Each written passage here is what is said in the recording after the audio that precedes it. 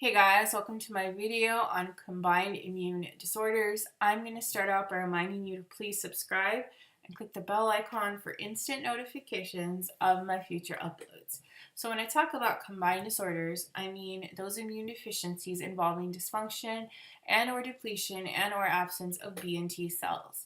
These combined disorders can present earlier than strictly B cell disorders, and possible accompanying problems in growth and development can be present.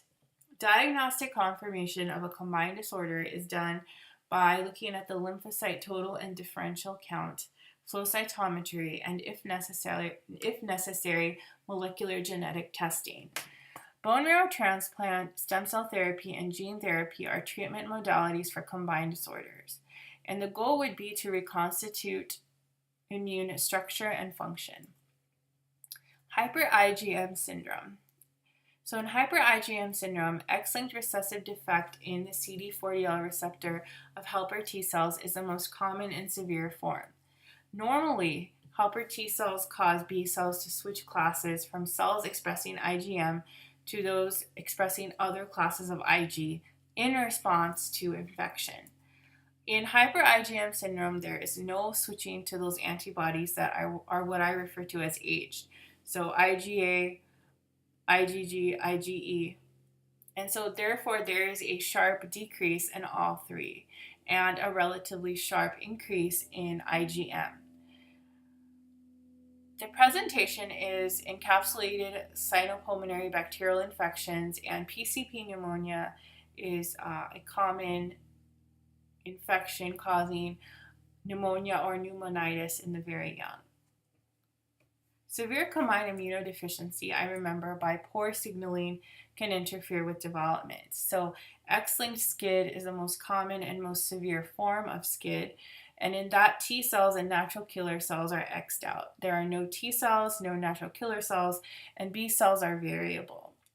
Signs of X-linked SCID can be seen on X-ray, as it is so severe that there is no thymic shadow. So X-linked SCID is caused by gamma chain mutations which affect interleukins. And there are a broad spectrum of recurrent diseases that are viral, bacterial, protozoal, and fungal. So I remember that there's no one specific organism causing a recurrent infection. It's just a broad range from all four classes of microbes. So X-SCID versus ATA-SCID. So adenosine deaminase deficiency causes a less severe form of SCID that may be present as late as adulthood and is highly variable. So I call it adulthood SCID. And ATA-SCID is diagnosed after 6 months of age versus the very, very early diagnosis that can be made for X-SCID. So X-SCID can be diagnosed before 3 months of age.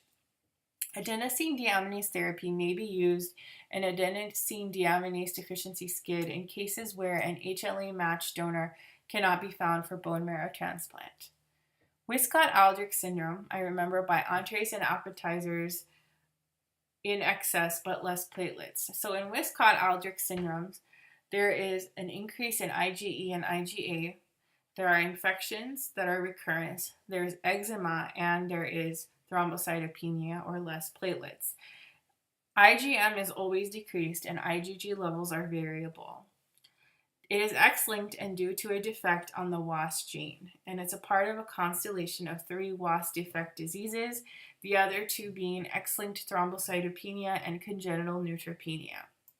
Ataxia telAngiectasia is a disease of A's, and it's autosomal recessive. It's caused by an ATM gene defect, and it's almost always atypical in presentation. So some of the things I'm going to list below are typically are common, but you don't have to have all of them in a clinical presentation.